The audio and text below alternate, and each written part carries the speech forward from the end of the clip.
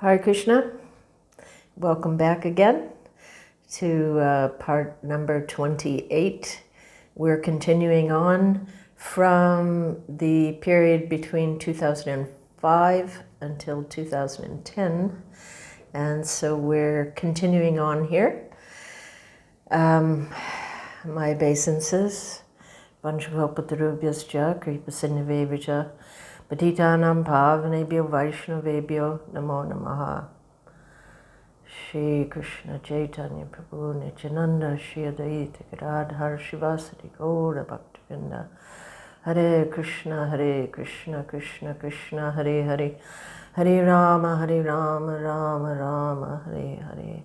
Om Vishnu Padaya Krishna Sai Bhutale Srimati Bhaktivedanta Swaminiti Namane Namaste Saraswati Deve Gauravani Vicharane Nirvisesha Shinyavari Paskajite. It's sort of like I'm going to start a class now, but these are not really, Shastric classes of high topics.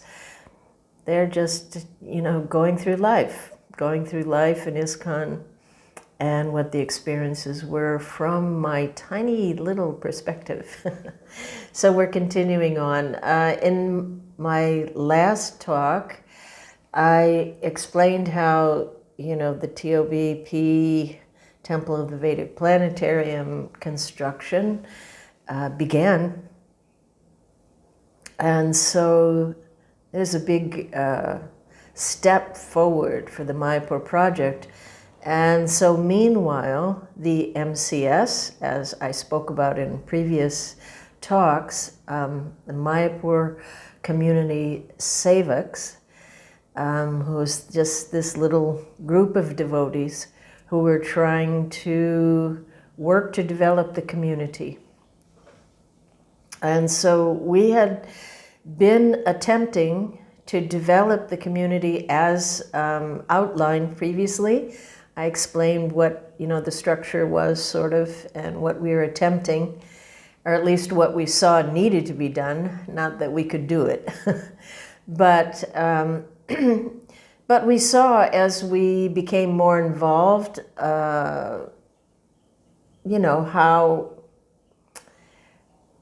difficult really it would be to take care of and to negotiate everything that's required for devotees in a community of thousands. So, we did what we could, and sometimes it felt kind of ridiculous to me that we, small band of volunteer devotees with no particular qualifications, meeting weekly, trying to figure out how to run a city of devotees.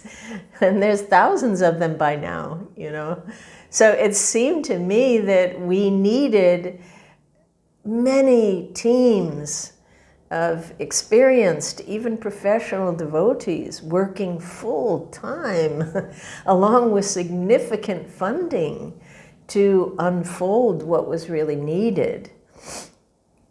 I mean, that's what it felt like to me. But we didn't have that, and so we just did what we could. And I have to say that one of the things I've noted over the years, being in many different countries and different projects, is that there seems to be a trend in developing projects in ISKCON, not everywhere, but I've experienced it, that at least to this point, that we often do things a little backwards. Rather than preemptively making, appropriate plans for the development, we just respond to the needs as they arise. And, this is surely not a very effective methodology. And as we worked more and more closely with the community and various departments, we started to see certain patterns and many significant concerns surfaced in our little group. So we really had no way of addressing these concerns from our small committee.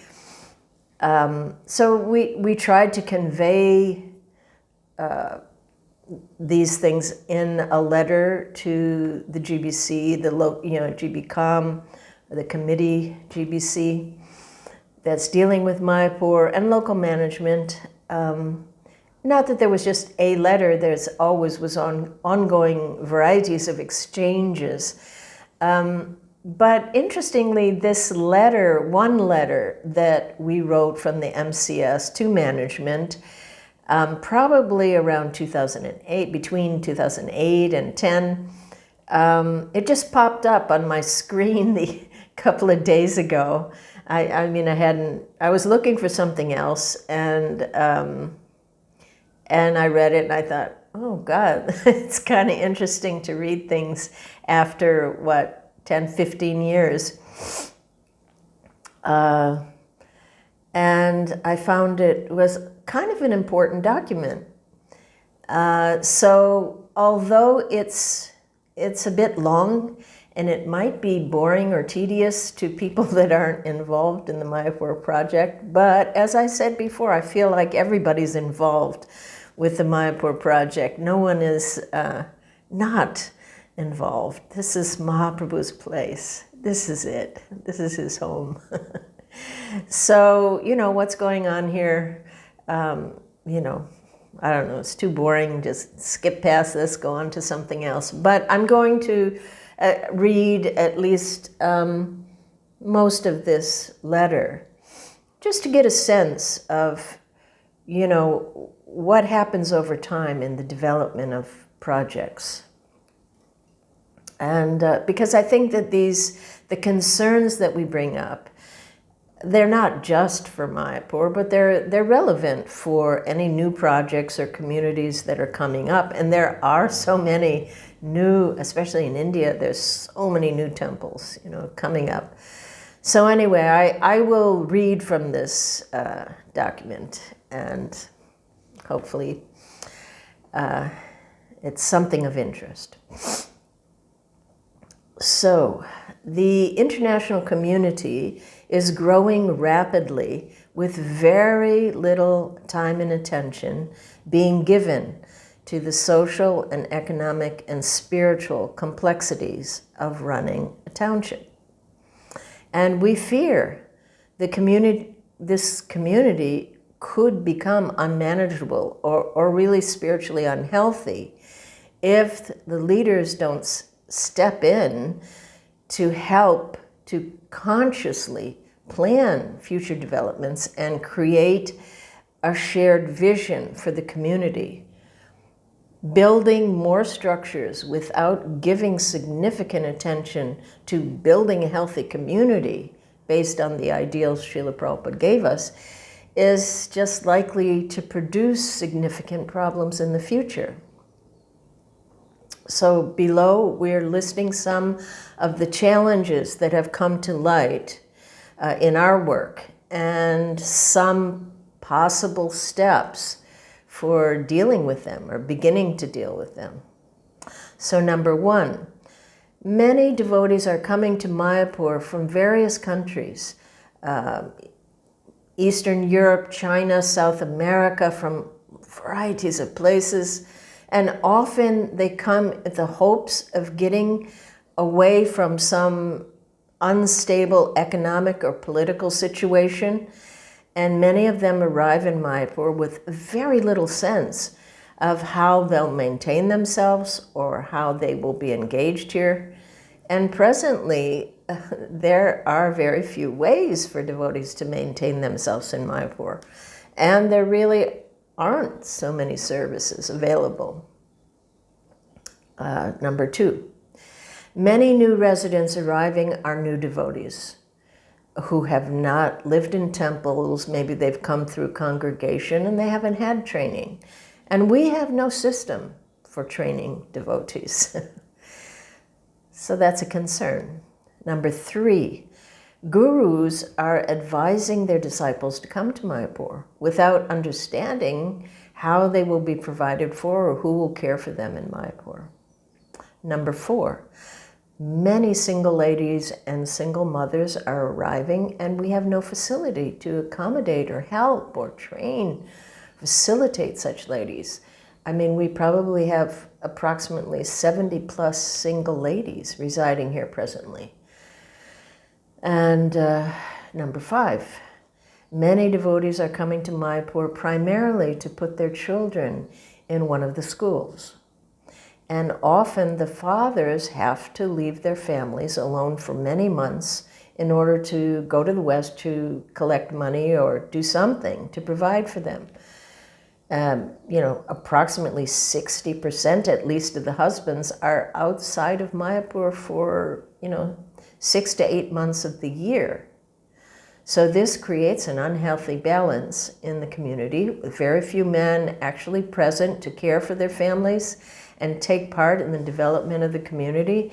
And this, of course, is not the best situation to keep marriages alive, nor is it good for children to be without a father figure for extended periods. Number 6, there are devotees who need counseling, personal guidance and attention. There are some dysfunctional families and difficult marriages, and there are people with mental problems, and we have no system or qualified full-time devotees to take care of such devotees. So the MCS struggles to deal with all these issues that come into the office daily. Number 7, there is very little sense of leadership or vision driving the community. Thus, community members don't feel accountable really to anyone. And the MCS, number 8, the MCS feels challenged just to keep track of the devotees arriving here, what to speak of helping, training, engaging them. Number 9, visa problems are frequent. Everybody coming here on student visas. How can you have a whole city full of people who... And the last time I had a student visa and I was like 70, going through the airport, and they said, "Student? You're a student, old lady?" And I was like, "Oh yes, I'm a student. This is the best time of life for studying." But anyway, it's crazy, So these are problems. Number 10, the main attraction for families is the availability of schooling in Mayapur. However, there is so little support or funding to develop, or guidance to develop these schools to, a world-class Krishna conscious standards, or any standards. More and more new residents are coming, but the facilities in the schools are limited. Number 11, one of the biggest problems we see manifesting is the bad effect of selling off land to anyone and everyone, rather than developing it ourselves in a sane way. So, this is resulting in unplanned urban sprawl, and there are many unwanted consequences on the community. And we are already beginning to see these consequences, such as when development is not united with philosophy, we create an inauthentic way of life, leading to dissatisfaction and lack of integrity. Another point, if we buy or sell and develop the land on the basis of material profits rather than focusing on Srila Prabhupada's comprehensive mission, a business mentality will thrive here and spiritual focus will diminish. And next point, there isn't likely to be sufficient space or interest in developing facilities for the cows, for agriculture, for simple living. Another point, as the land becomes one of the main sources of revenue, buildings will just get higher and higher and more dense with no green spaces surrounding, and Mayapur will become ugly and congested. And neighbors and Dhamvasis and other Vaishnavas will lose respect and blame us for destroying the ambience of the Dham. Next point. As we have no jurisdiction over those who live outside, there's likely to be a loss of spiritual standards. And we have a lot of problems with youth getting involved in breaking principles and things because, advancement doesn't take place in an environment which is not suitable. And we have seen Vrindavan has already gone this route. Next point is artificial inflation. Mayapur will become more and more expensive place to live. And that will make it difficult for simple Vaishnavas to live here in an exemplary fashion. Next point. The overuse of land will result in garbage problems, sewage problems, pollution problems, and insufficient green space. At present, there are no maintenance systems in place, which means things will deteriorate, and in short, an ecological mess will be created. Next point. Alternative self-sustaining technologies will not manifest in such an environment. Next point. And very importantly, we will suffer the results of making offenses to the Dham, as it is our responsibility to protect, to nurture, and develop the Dham and the Dhamvasis along the lines of Srila Prabhupada's vision. So this is quite a long list that we've sent off. And then we have, underneath it, we have possible steps to tackle some of the above problems. So the main point, which I won't read all of it, but it's just stop selling land now. Until we have a comprehensive master plan, that identifies every aspect of development which Srila Prabhupada envisioned and requested. The building codes, spiritual standards, so many things that have to be developed. Next point, we need leadership. It needs to be identified. Leaders and a clear management structure outlined with job descriptions. We need leaders who will spend many months of the year here. We need leaders who will participate actively in guiding the community to instill into the devotees Srila Prabhupada's vision for Mayapur. People don't just know, they don't automatically know. Next point. We need a firm acknowledgement and awareness by the leaders that all aspects of Srila Prabhupada's vision for Mayapur must be developed along parallel tracks. Selective adherence will not work. Temple construction cannot go forward in isolation from the rest of the project. Social, spiritual, and economic problems cannot wait until after the big temple is built. All development must go hand in hand. Next point. GBC and co-directors to begin to work on creating a viable and exemplary economic system in Mayapur according to Prabhupada's vision. He wanted an internal economy, considering ways to keep the cost of living down and to facilitate those who want to live simply and naturally. Next point, GBC and co-directors to begin to outline how the spiritual and social problems facing this township can be tackled formulating a vision plan, how to govern, regulate, inspire, train, and direct this township as it grows. Next point. Leadership to begin to identify steps to be taken to support and to develop and guide the educational development in Mayapur. So we hope this gives a little insight into some of the concerns and challenges the devotees living in Mayapur face. And we hope our leaders will give sufficient time and attention to help develop a healthy devotee community. Thank you for your patience, time, and consideration.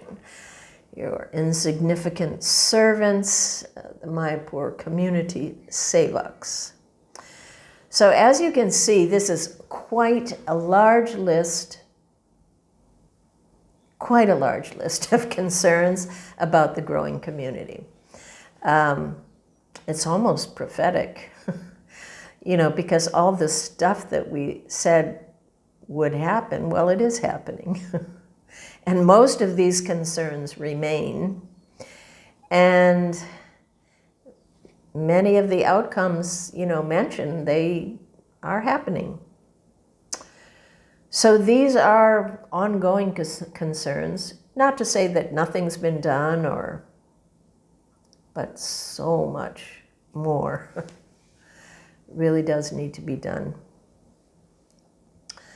So I can't say that there was a huge response from this, but one good thing that came out of it is that it did become clear to many that there was no, clearly understood vision driving the developments.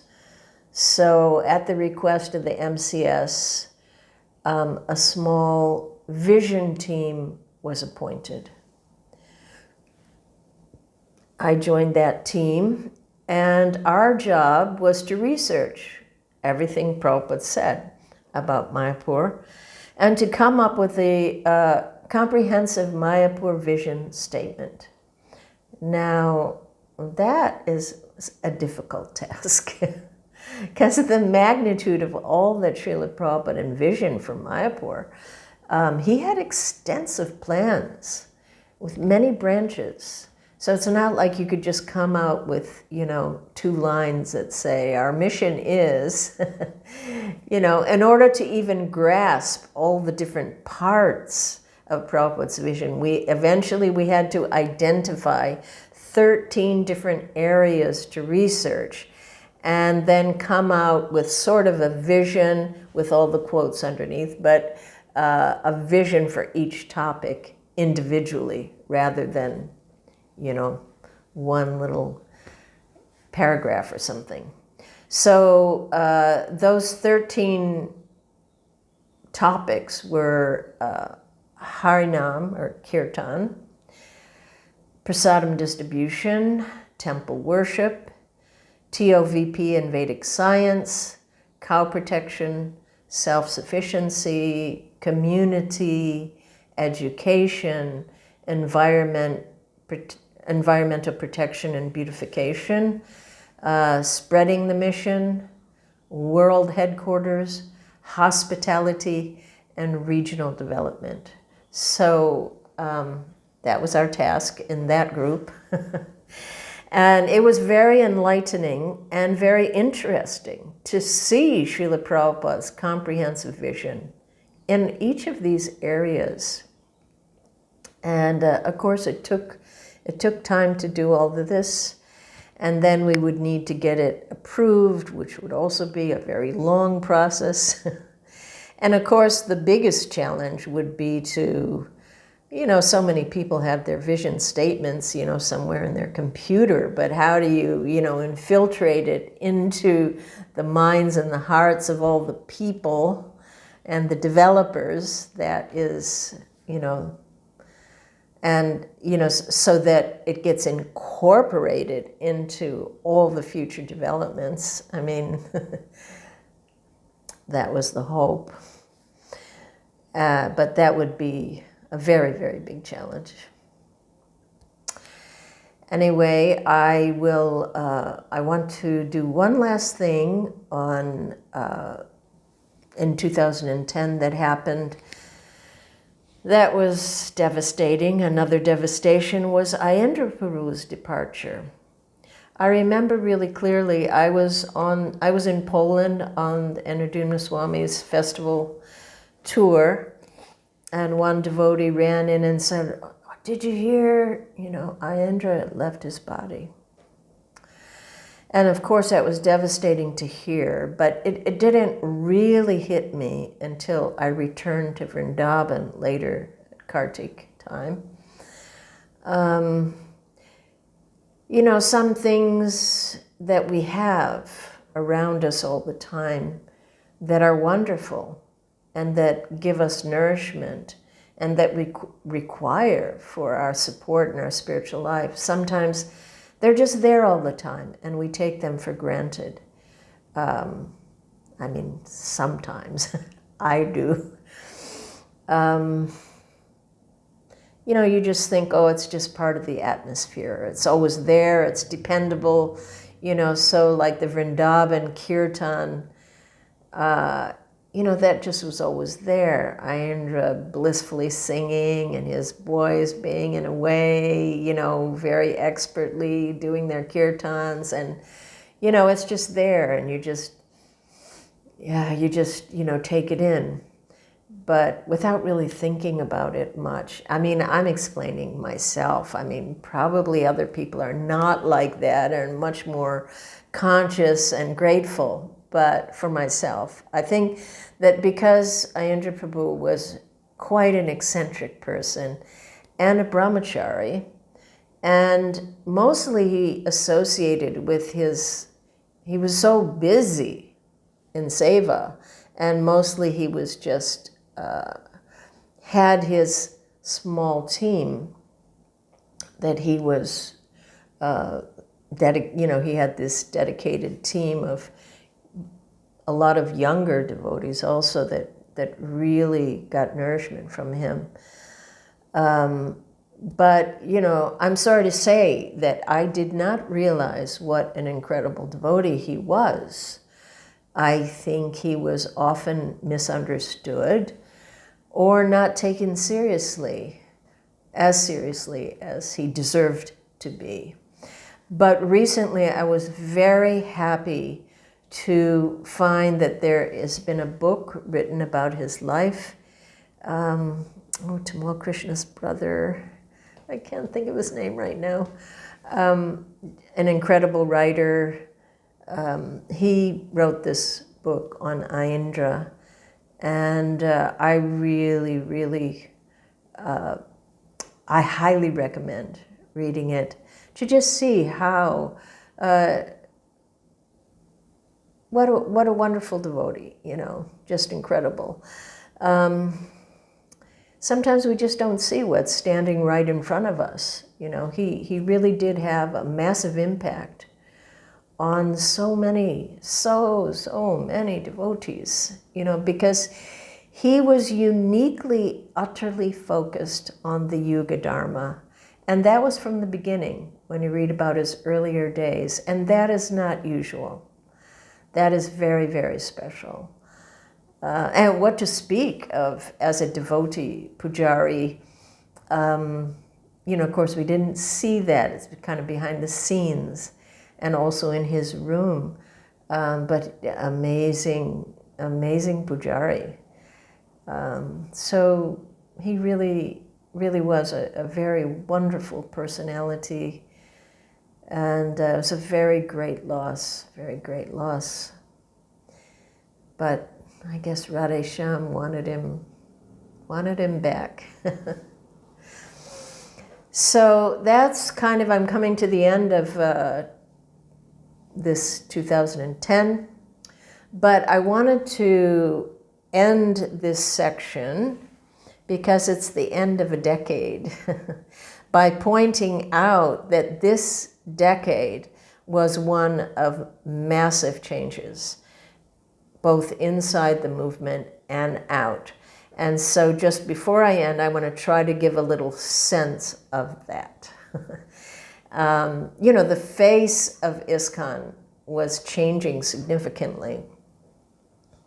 Although there's always gradual change going on over the years, but this decade, you know, ushered in a lot of change. And it was a real time of rebranding ISKCON in a variety of ways. You know, there were reforms attempting to establish better public relations and restoration of devotees' reputation after many publicized problems. So there were a lot of efforts in that area. And there was another thing, there was much more accommodating and facilitating of Indians. There was a lot of effort in many temples, not everywhere, to make ISKCON attractive for them specifically by providing things that they need, like a venue for weddings and pujas. And these were new things. You know, we didn't always do those things. And that became a good source of income. But, so those were changes. I'm pointing out changes, not changes bad, just changes. You know, this is how ISKCON changes. Some things are good, some things are not so good, whatever, that's up to you, you figure it out. But, you know, anyway, this facilitating of the Indian community, it also ruffled the feathers of some who didn't approve of that. Another thing that was really developed in a mega way during this decade was the congregational development was just soaring, especially from Jayapataka Maharaj's focus on that, you know, that everything gearing towards family, you know, was just sort of pushed to new heights. Many books were written and descriptions of how to develop congregation and how to teach people how to practice and to connect to Krishna from home. So that was something new, expansively going on. And ISKCON youth, I think in this decade, started to find their place more. You know, they started doing things differently, according to their own inspiration. You know, of course, we know the kirtan melas, and using their incredible talents. You know, you see these younger devotees that it's like just in them. They're just great musicians and dancers and artists, and for sure they must be coming from higher places, you know. Prabhupada said that, demigods. And so they started to do a lot of things, coming out in their own way, which I think is a wonderful thing. Not guided by anyone or any leadership or anything, just their taste for, you know, how they like to present Krishna consciousness and be in it in their way. And there were many devotees in this decade that started creating new programs specifically to attract Westerners, you know, trying to take advantage of the yoga craze, veganism. So, you know, the Krishna Lounge, I'm not sure when that started, but Devamrita Swami had a lot of success and developed a whole way of connecting with people that was completely different than what we'd done in the past. And there's also was a Krishna House. Oh God, I'm just so bad with names now. Can't think of his name at the moment. But the highly successful program that was very different than what we'd ever done in the past. I think Krishna West started a bit later after this decade. but with a similar idea of trying to get out to Westerners. And of course, retreats started to just, of every variety, just started, popping up everywhere over the next years. So, there are a lot of efforts to try to look and sound better to the world, making some efforts. And at the same time, although the amount of Western people coming into ISKCON in many places was slowing down, but there was mega growth happening in Russia, in Ukraine, and in India. In Ukraine, they would have festivals every year that are, 8,000, 10,000, I think even more. Imagine, in one country, that's like a Mayapur festival, And a lot of gurus, swamis, kind of migrating to those areas, preaching there, where there's a lot of growth and positivity. And also in India, it was just growing at an incredible pace. And now ISKCON was very well respected by this time and well known in India. And now temples are filled up and even run by primarily Indian devotees. And as I told in a previous talks, in the 70s, there was almost none. So this is a big, significant change, and a lot of varieties of projects coming up in India that were very different, hadn't been done before, like the Bhaktivedanta Hospital, and they're gaining tremendous respect for that type of work that they were doing. What to speak of the Govardhan Eco Village, where caring for villagers and the environment and, becoming award-winning model farm community and retreat center north of Mumbai. Now in Mayapur, there became, during this decade, the Russian influence. There's so many Russian devotees arriving in Mayapur. It's like they had their own community, with all types of varying backgrounds. Another thing then that started happening during this decade is the importing of devotees. In order to keep temples alive in Western countries, they started to import Indians and Russians to USA, Australia, Europe, because there's so many of them and they're enthusiastic and good workers and, they're looking for stability. And so this brought in another culture altogether of, getting paid for service. Of course, that's a big discussion, which I'm not going to get into. So much has been said about wages for sages.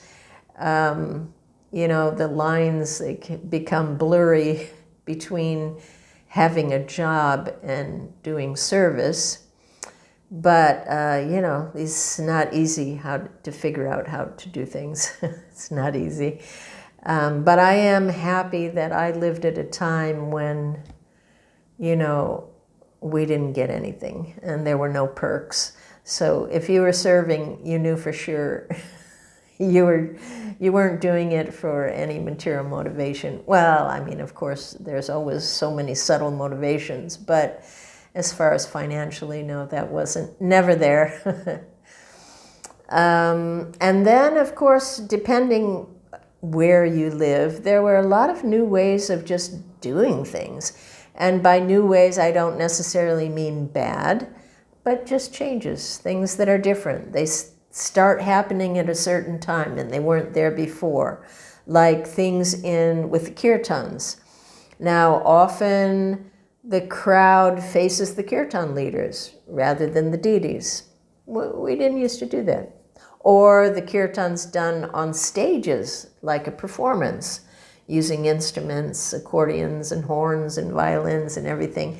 And, that was very different. That was a new thing. Came in around this decade. Another thing was clapping. After somebody gives a talk or after a kirtan and everybody clapping. We never did that. We never did that. I don't know who started it, but everybody does it now. You know, also in the temple room or, you know, deity worship. One thing that we never used to turn our backs on the deities or talk openly in the temple room in the early days.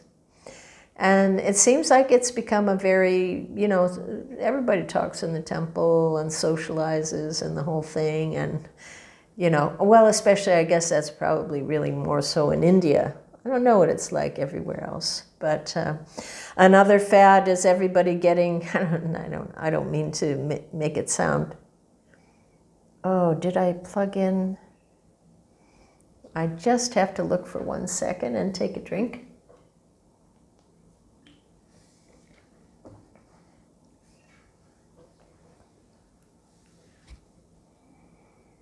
I don't know if I have things plugged in properly. Anyway, I guess we'll see. I'm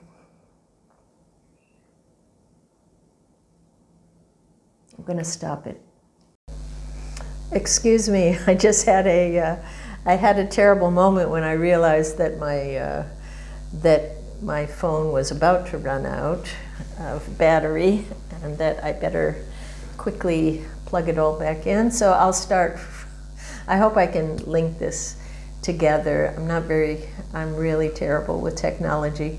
But anyway, I'll go on from where I was talking. So we're talking about how it seemed like everybody was getting Sheilas, you know. That was not something we had in the early days. Dancing, that also became very different. Synchronized dancing, all sorts of new and elaborate moves. You hardly ever see anybody doing the Swami step anymore.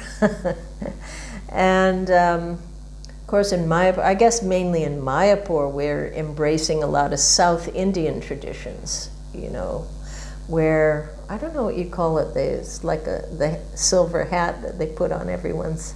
I think there's a lotus foot impression inside.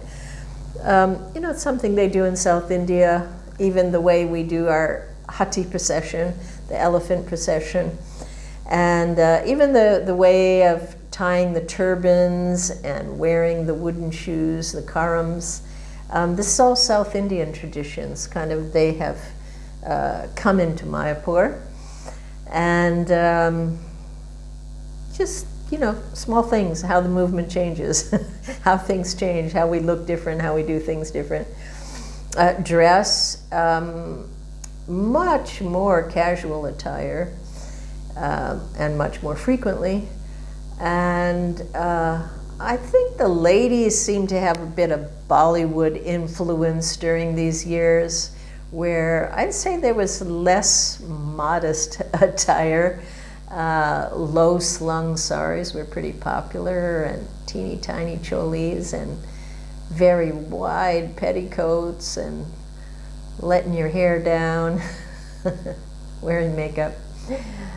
Those are different things. Again, I just want to keep saying, I'm not pointing out bad things, I'm just saying, I'm pointing out changes. And fancy neck beads, that came in, all varieties of great big huge ones and golden, you know, all sorts. And also a lot of people not wearing neck beads, and a lot of people not wearing tilak. I've noticed that. Anyway, these are small things, just things that popped into my mind that were different around these times. And there was something also that became, let's call it the VIP culture, where older devotees or senior devotees were called VIP and were given special treatment. And I remember I was like so surprised when I heard somebody use that term the first time. I was like, VIP? What does that mean for a devotee? I'm a very important person. You know, maybe very insignificant person. Well, that might work, you know. But anyway, that was just something that came in. I mean, it was, a way of, you know, giving service to elders, which we are supposed to do, but yeah, just like VIP, the whole VIP thing, that came in. So anyway, these are just, you know, now ISKCON is so big that you can't really say ISKCON is this thing or that thing. It's so many different things. Demographics has changed dramatically, and it's so diverse, every age, every nationality, every mood and service. You know, whereas when we first started out, it was just pretty much everybody was young and American or European. And, you know, so ISKCON is now many different things. And it's not like you get the same mood and mission everywhere. It's just you don't. So I really hate it when people say, oh, ISKCON's this or ISKCON's that. And I'm like, you know, well, which ISKCON and which part are you talking about? Because it's so many things now. So also just massive and rapid changes in the world that really changed the way we do everything. It is rare in human history that a single decade brings so much change. So they say, like historians, sociologists, between 2000 and 2010, everything happened at warp speed. You just couldn't really keep up with it all. All that was new and different. And so much so that it's been dubbed, or it's been called, the wormhole decade, you know, as if we were all transported into like a different universe, because so much changed, you know, all sorts of changes, you know, the incredible expansion of the internet just, you know, exploding, and the amount of data and information available to everyone was just absolutely mind-boggling, you know. And then the smartphones and the tablets, they changed everything. The way we communicate, the way you buy tickets, the way you get a taxi or find your way around, everything. And the founding of Facebook and Twitter and TED Talks, and, you know, how getting, you know, likes became a really important thing. And really revolutionized the way we think and do just about everything. It's a big change. And the rate and magnitude of societal change, they say, is unprecedented in human history. That's what they say. I read it somewhere. So it's impossible to truly comprehend the depth of these shifts and how they will impact us on into the future. It's a very different world we live in. Of course, you know, we love so many of these new things. Everything is so much easier. I mean, I just love to Google questions. You just put it out into the universe and you get your answer. But should we be worried? Probably. You know, we've seen already many detrimental effects of the so many new conveniences. You know, privacy is an illusion, you know, it's a total illusion now. You know, we gave that away for free to Facebook and Google and WhatsApp and Amazon. And, you know, today everybody knows your business, literally. And, you know, there's just a constant war on social media to capture the minds and the hearts of everyone. And everyone wants a voice at the table.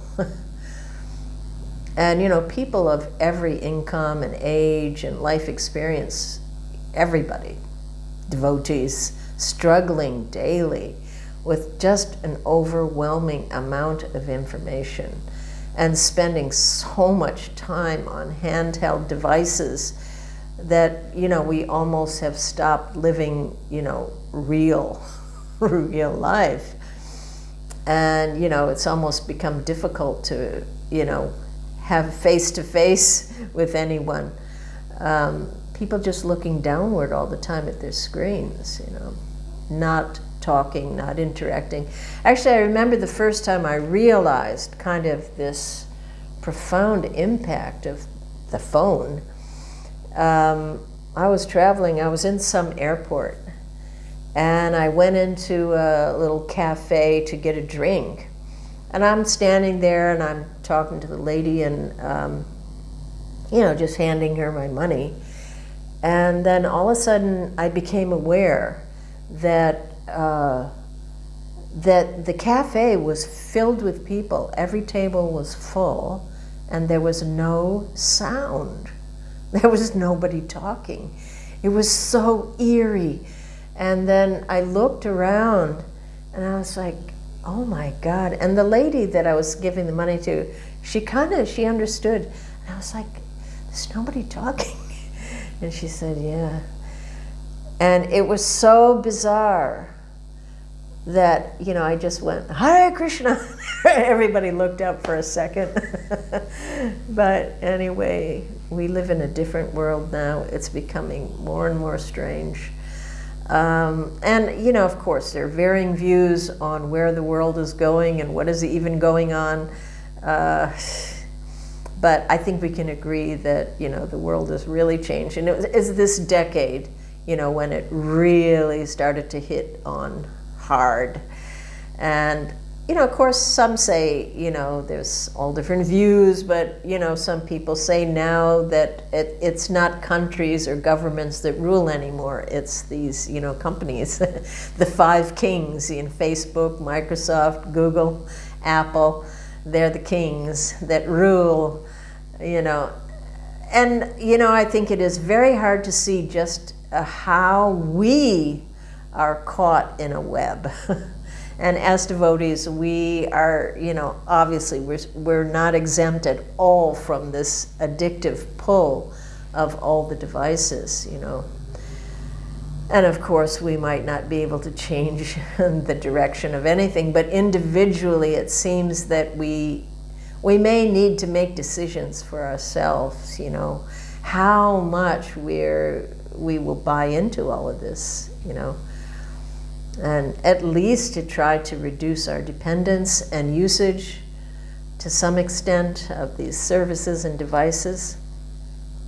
Of course, some devotees will not agree with this, that everything can be used in Krishna's service, and that is true. And why stop using services that add value to your life or are helpful? They're not necessarily inherently bad. It's how you use them.